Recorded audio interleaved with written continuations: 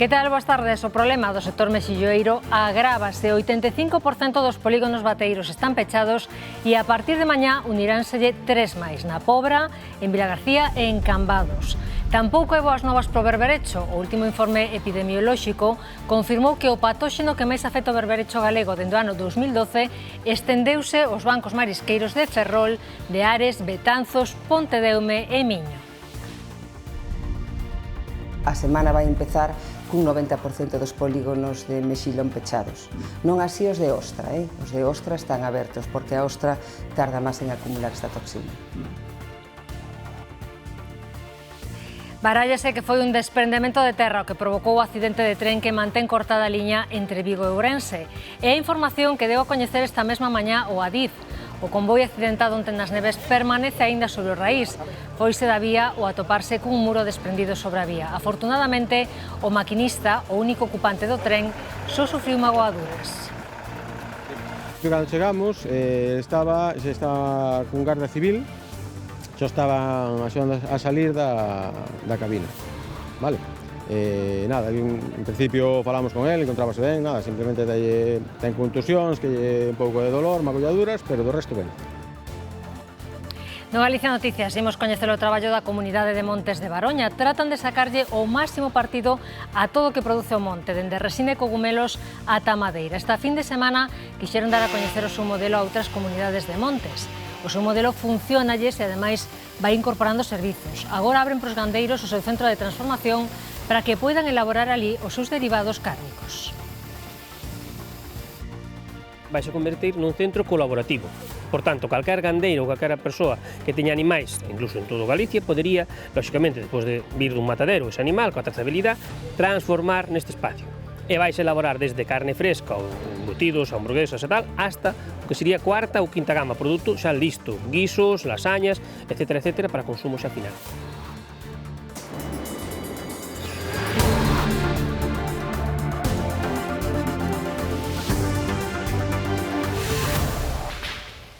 Comezamos este Galicia Noticias en Vilagarcía. Nesta localidade feruse gravemente unha rapaza de 19 anos cun coitelo de cociña. Estaba aloxada nun hotel cun mozo de 18.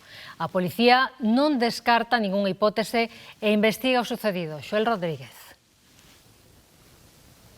Sí, todo aconteceu esta pasada madrugada nun céntrico hotel desta vila onde chegaban eses dous mozos, unha parella de 18 e 19 anos, deixaban a súa equipaxe onde presuntamente se atoparía ese coitelo e posteriormente saían desa habitación a onde regresaban alrededor das 4 da madrugada. Foi entón cando o mozo baixaba a recepción para avisar de que a súa parella sufrira un accidente de gravidade e requiría dunha ambulancia. Foi de feito tamén un traballador do propio hotel que se viu obrigado a presionar sobre esas feridas da moza a altura do xeonllo para evitar que se desangrara. A ambulancia trasladou a esta muller de 19 anos ao Hospital Comarcal do Salnés, primeiro e posteriormente o de Montecelo, onde foi necesario intervila cirúrxicamente debido precisamente á gravidade destas feridas. A Policía Nacional abriu xa unha investigación, non descartan ningunha hipótese, os axentes investigan se se trata dunha presunta agresión, dun accidente ou mesmo se a moza se cravou a si mesma ese coitelo.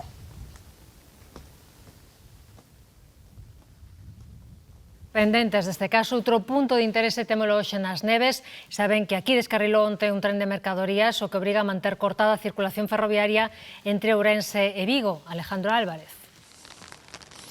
Sí, pois como podedes comprobar tras de min, de momento, este tren de 17 vagóns máis a locomotora segue bloqueando a vía. Durante esta mañá estiveron por aquí traballadores do Adif analizando a situación e tamén analizando a zona, pero segundo nos comentan, hoxe non van dar comezo eses traballos de retirada deste tren. Este descarrilamento tivo lugar onte a última hora da tarde. Todo parece indicar que foi a causa dun desprendemento de terra polas intensas chuvias destas últimas xornadas. Visto como quedou o tren, foi toda unha sorte que o maquinista, a única persoa que ia dentro dese tren, puido sair polo seu propio pé a través dunha fiestra e tivo que ser trasladada ao seu hospital de referencia. Nestes momentos a circulación ferroviaria entre Vigo e Ourense permanece pechada, por iso Renfe puxo en marcha un plan alternativo por estrada. Estaba cun garda civil, xa estaban axudando a salir da cabina, vale? Nada, en principio falamos con él, encontrábase ben, nada, simplemente ten contusións, que lle un pouco de dolor, magulladuras, pero do resto ben. Non hai apenas pendentes nin curvas perigosas, pero nun treito da 54, a autovía que une Santiago con Lugo, a velocidade está limitada a 100 km por hora, un límite que chama a atención dos usuarios habituais desta estrada e que podería ampliarse próximamente. Usuarios da vía a Santiago non entenden por que hai un treito limitado a 100 km por hora. Non ten moita lógica. Se se fai unha infraestructura, esa infraestructura ten que estar preparada para circular a velocidades adecuadas. 100 km por hora nunha autovía hoxe día non é comprensible.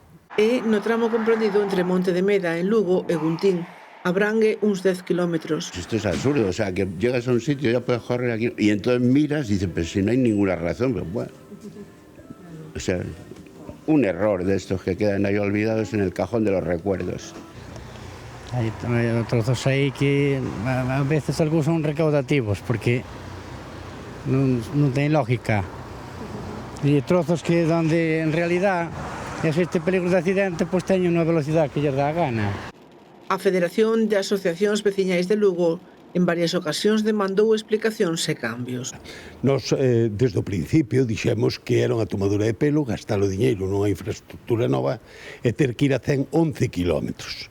O sea, aí alguén meteu a pata. Non sabíamos se é que era que as curvas non estaban peraltadas, non sabíamos polo que era, hasta que nos damos conta de que nos empezan a contar uns contos que non nos coincidían e agora ao final tuveron que reconocer que as barandas non cumplían para a velocidade de 120. Recentemente unha empresa por encargo do Ministerio de Transportes mudou as barreiras das medianas. Contase que este cambio permitirá no futuro elevar a velocidade de circulación aos 120 km por hora. A ver se é verdad. Co tempo que levamos non era sin tempo que se solucionara ese problema, a verdad que facía falta que lle daran solución, sí. Os usuarios tamén botan de menos estacións de servizo e áreas de descanso e que as obras da autovía rematen. A autovía tiña que estar rematada xa o ano pasado ou hai 2 anos e quere dicirse desde que se empezou, imagínate, son 90 km de autovía e levamos 10 anos esperando que se termine. Unha vía na que a velocidade dá moito que falar. Quedou afectada por un incendio unha explotación de pol de 400 vacas logo de que a noite do sábado se originara un lume nunha nave na que se almacenaban as pacas de palla. A intervención dos bombeiros e a rapidez do persoal da granxa evitaron que o lume fose a máis. O gando tampouco sufriu danos. Como a la 1:30 de la mañana, más o menos, me llamó el compañero que estaba horneando que había un fuego aquí bastante fuerte. Me bajé y bueno, procedimos a sacar los carros y a tirarle agua mientras llegaron los bomberos. Gracias a Dios que tenemos buena agua y pudimos aplacarlos mientras llegaron los bomberos que hicieron el trabajo posterior. ¿Hasta qué hora estuvieron aquí los bomberos? No, hasta la mañana, amanecieron ellos. Bueno, yo bajé a las 5 de la mañana al trabajo mío y todavía estaban aquí. E malas novas para os bateeiros. A marea vermella que afecta aos polígonos de Mexillón vai a máis. A partir de mañá luns vanse pechar outras 3 áreas de produción na ría da Arousa debido á presenza de toxinas. Só se poderá recoller mexillón no 10% dos polígonos das nosas rías. O episodio de marea vermella que afecta os polígonos mexilloeiros segue estendéndose. A semana remataba co 85% dos polígonos pechados. A partir deste luns, o peche vaise ampliar a outras 3 zonas de produción na Pobra, en Vilagarcía e en Cambados. Neste momento están pechados o 85% dos polígonos, pero onte anunciábamos xa o peche cautelar para o vindeiro luns de outras zonas máis. Por lo tanto, a semana vai empezar cun 90% dos polígonos de mexilón pechados. Non así os de ostra, os de ostra están abertos, porque a ostra tarda máis en acumular esta toxina. A marea vermella está provocada por 3 especies de fitoplancton que causan toxina lipofílica ou diarreica, a máis habitual nas rías galegas. As toxinas, aínda que en menor medida, tamén afectan algúns bancos marisqueiros. O problema concéntrase nas rías de Vigo e Pontevedra. Tanto a ría de Pontevedra como a ría de Vigo, as zonas máis externas están pechadas, aínda que están pechadas de xeito cautelar, queda só abertas as zonas máis internas. E nos bancos marisqueiros tan só hai afectadas o 20% de zonas, é dicir, que non hai en absoluto desabastecemento dos mercados e que a xente pode consumir este tipo de produtos con total tranquilidade.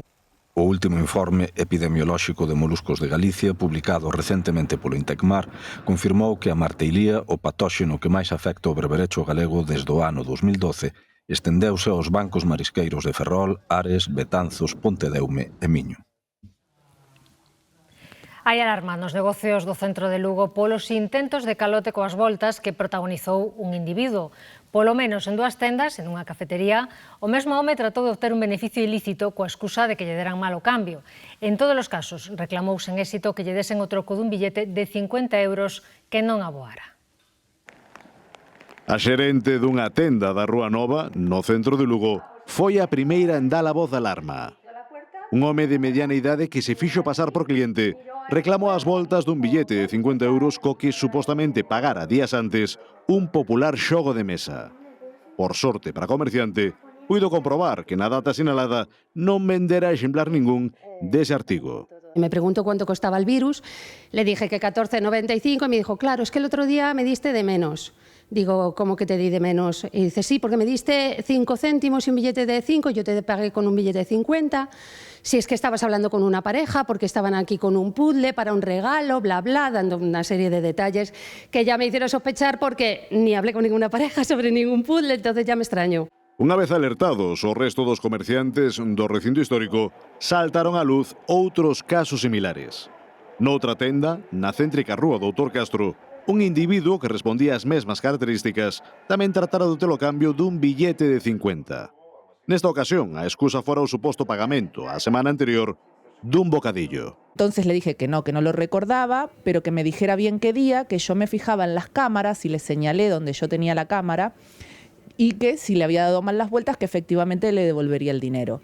Cuando yo le digo lo de las cámaras, se quedó así y me dice, bueno, vale, le voy a decir a mi compañero, a preguntarle bien, a ver si se acuerda qué día fue y ya vengo y te lo digo. Y bueno, no volvió nunca más.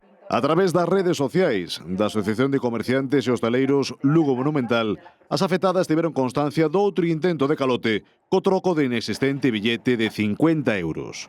Neste último caso, na cafetería máis antiga da Praza Maior, o mesmo suxeito pretendeu que lle desen 49 euros de volta tras pagar unha aposta de lotería dun euro cun billete de 5. Mismas características, mismo cuento, es un timo estar atentos. Y ahí nos enteramos que también había ido a una cafetería del centro a hacer lo mismo.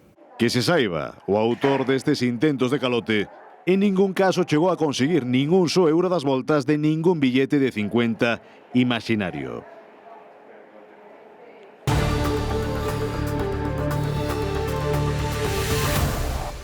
A comunidade de Montes de Baroña abre o seu centro de transformación agroalimentaria a outros usuarios. Calquera gandeiro da comarca da Barbanza e de outras zonas de Galicia poderá elaborar derivados cárnicos nas súas instalacións.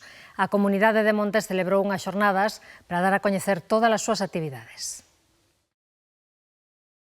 De Montes de Baroña destaca polo aproveitamento integral do monte, non só a través da madeira, senón tamén coa produción de resina, cogomelos, mel ou con gandería en extensivo. Agora dá un paso máis. Co apoio da Deputación da Coruña, o seu centro de transformación alimentaria vaise abrir a produtores da Barbanza e doutras comarcas. Na comunidade de Montes de Baroña temos ganadería de cabalos, vacas, ovellas e cabras. Entón, claro, temos un produto, un animal que está no monte en extensivo, sin piensos, sin antibióticos, facendo incluso unhas labores de prevención de incendios, mellora ambiental. É dicir, é indiscutible esa calidad da carne, pero necesitamos a transformación. Por eso puxamos en marcha un centro de transformación para que esa carne se puderan vender no mercado, pues xa transformada. Ese proxecto que en principio solamente era para produtos para animais da comunidade de Montes de Baroña, agora cun convenio que temos coa Diputación da Coruña vai se convertir nun centro colaborativo. Por tanto, calquer gandeiro ou calquera persoa que teña animais, incluso en todo Galicia, podería, lóxicamente, despois de vir dun matadero ese animal, coa trazabilidade, transformar neste espacio. E vais elaborar desde carne fresca ou embutidos, hamburguesas e tal, hasta o que sería cuarta ou quinta gama produto xa listo, guisos, lasañas, etcétera, etcétera, para consumo xa final. A comunidade de Montes de Baroña é a principal produtora de resina de Galicia. Din que este ano a produción foi moi boa, tanto en cantidade como en calidade. Sabemos que a campaña foi moi boa, é dicir, estamos xa en medias de máis de 5 kilos por piñeiro, que estamos falando que antes normalmente falábase sobre 3 kilos, e non solamente temos unha gran produción en volumen, sino que estamos buscando a calidad, e para iso sí que temos colaboracións e convenios, neste caso coa Universidade, que nos determinou unhas determinadas pautas ou determinados produtos que ten, ou subprodutos que ten a resina, que son moi interesantes para a cosmética. Por tanto, foi un ano moi bo, de moi boa produción, porque, bueno, o tempo tamén axudou, pero ademais de moi boa calidade. A través destas xornadas organizadas polo Laboratorio Ecosocial da Barbanza, outras comunidades de montes poden coñecer de primeira man o modelo de aproveitamento do monte da comunidade de Baroña. A metade do peixe do marisco que se vende para a Noiteboa pasará polo conxelador, segundo nos contaron na Praza de Abastos de Santiago. Despois do remate da veda da Centola e do Percebe, chegaron as primeiras encargas de produto pro Nadal. Nas peixerías da Praza de Abastos de Santiago xa comezaron a recoller encargas pro Nadal. Din que as vendas para conxelar poden superar as de produto fresco. Xente quere congelar, e tes menos xente de que prefiere levar o produto fresco. Depois vese nas encargas que tes e tal, pois, bueno, cada ano vai un poquinho menos esas encargas que tes de fresco. Os precios van a ser elevados, con eso hai que contar. A cantidade de produto é moi baixa, cada vez menos. É verdade que non é significativa esta semana, tanto esta como a anterior, polo temporal. A nosa clientela algún xa preguntou, pero, bueno, entendo que entre a semana que ven e a seguinte, porque logo tamén na Ponte da Constitución é habitual que se encarece un pouquiño. Con todo, anticipar as compras para conxelar é unha práctica que non gusta a todos. A mí non me gusta, prefiero comer menos e non me gusta. O pescado sí que congelo, sobre todo a merluza. Centolo cozo, envolvo un pañiño así mollado na agua de cocelo, e cozo e moi ben, non se nota. Precisamente vou aí a falar coa pesqueira. Como norma xeral, o marisco manterá mellor o sabor se o conxelamos cocido. A maneira regular é esa, cocer, deixar enfriar moi ben, para que non haxa un choque térmico grande, logo envolvelo, mollar o trapo na auga da propia cocción, un ou dous, envolvelo moi ben, logo illalo ben con plástico, unha bolsa de conxelación especial, e metelo no fondo do conxelador nunha parte na que non haxa oscilación térmica. A excepción é o camarón. Tal como ven, vivo ao conxelador, nunha bolsa, e logo despois, según o día que se vai a preparar, tal como está o bloque, sumerxilo na auga xa fervendo. E hai especies que recomendan mellor sempre comer en fresco. Congelar o percebe? Non congelar o percebe. É mellor que leves un cuarto kilo e que o comas fresco que leves un kilo e que o comas congelado porque non vai saber a nada. Precisamente, preocupa o futuro das peixerías. Na última década pecharon unhas 5.000 en Galicia, en parte pola falta de remuda xeracional e en parte polas trabas burocráticas que afrontan. Por iso, piden máis apoio para continuar cun negocio tradicional que xera moitos postos de traballo e que axuda a fixar poboación. Cada vez que se xubila unha peixeira, o negocio xa non volve levantar a reixa. Na última década pecharon 5.000. Tes moito esforzo detrás, porque non é só vender aquí, hai que ir a Porto, hai que madrugar ás 3 da mañá. Non hai relevo, a pesar de que son negocios rendibles que xeran postos de traballo. E isto non o poñen un pouco doado para que eles accedan, para que alquilen os puestos. Tampouco axuda a actual escaseza de peixe e a suba de prezos. Cada día moito máis duro, porque claro, tes que cumplir ca xente, cos teus clientes, o que queren, o que non queren. Clientes fiéis que creen que cun pouco de axuda si hai futuro para estes negocios. Somos partidarios de la venta online porque nosotros que vivimos lejos sí que hacemos pedidos a Galicia. Para los productos nuestros de nuestra tierra, pues que salgamos adelante todos. Eu sei de xente que se botou para atrás polo tema da burocracia. Reducir a burocracia, formación, a baixada do IBE son algunhas das medidas do plan de choque que o Partido Popular levara ao Senado para aliviar a situación destes negocios. O comercio tradicional non podemos perder, é o que fixa a población, é o que fai que a xente tamén veña ao centro das ciudades.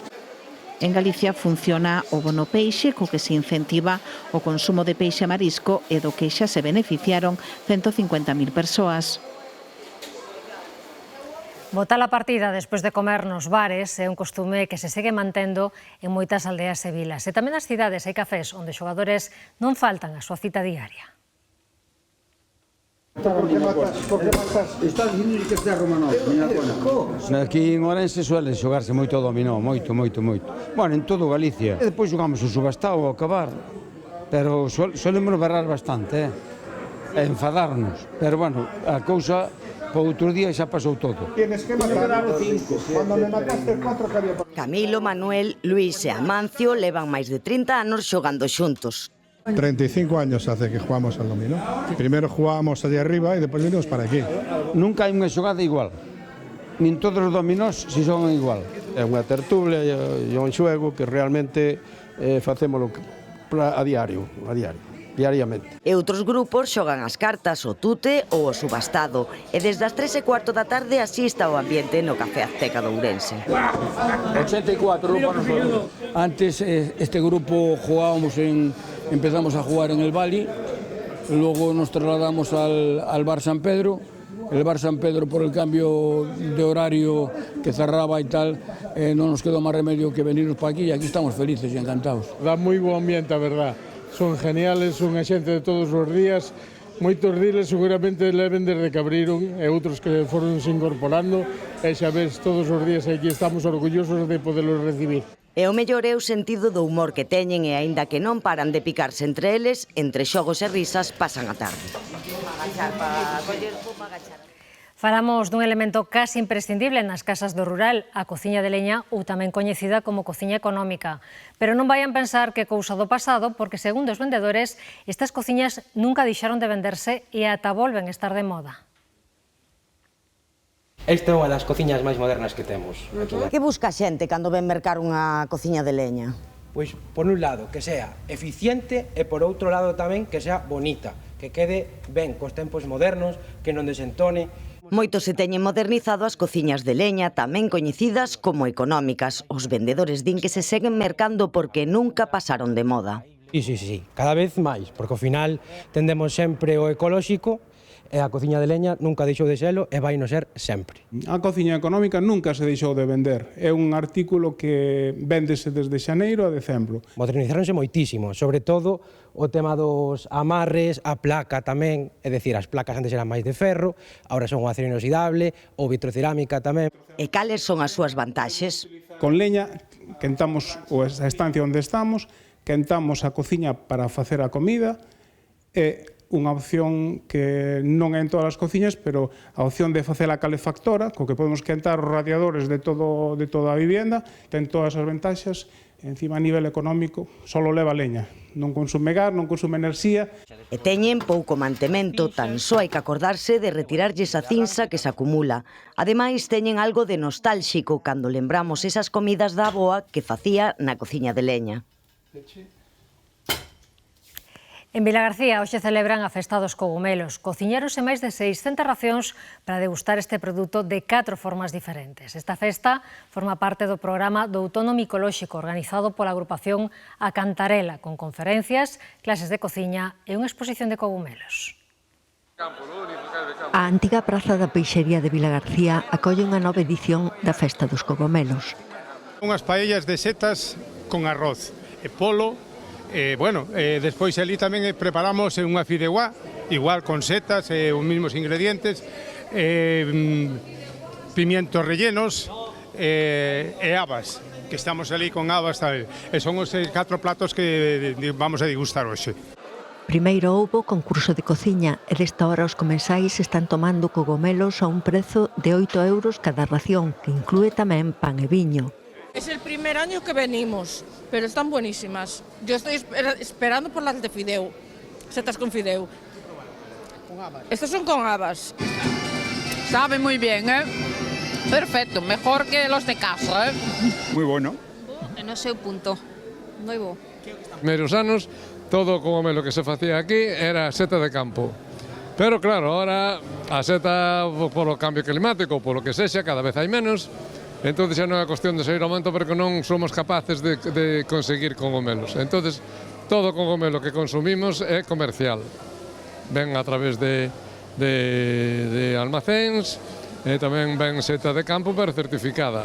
Esta festa forma parte do programa do Outono Micolóxico organizado pola agrupación A Cantarela con conferencias, clases de cociña e unha exposición de cogomelos. As adegas galegas non deixan de recoller eloxos alá onde son coñecidas. Dende o Salnés, unha delas acaba de ser recoñecida como unha das mellores do mundo. É a bodega Gran Bazán, a única adega galega que forma parte da listaxe que fai unha prestixiosa plataforma encargada de seleccionar os 100 mellores viñedos do mundo. Es la calidad del servicio no turístico que se ofrece, la calidad de la visita en sí, el conjunto, la calidad del vino y, como no, el viñedo, ¿no?, que abriga la bodega. Desde Vilanova de Arousa, o estilo de castelo francés, unha construción revestida de azulexo azul e aires indianos preside o terreo de Tremoedo. Y este primer propietario observó mucha bodega del mundo francés. Vino tan impregnado de esa arquitectura que en su proyecto final lo plasmó.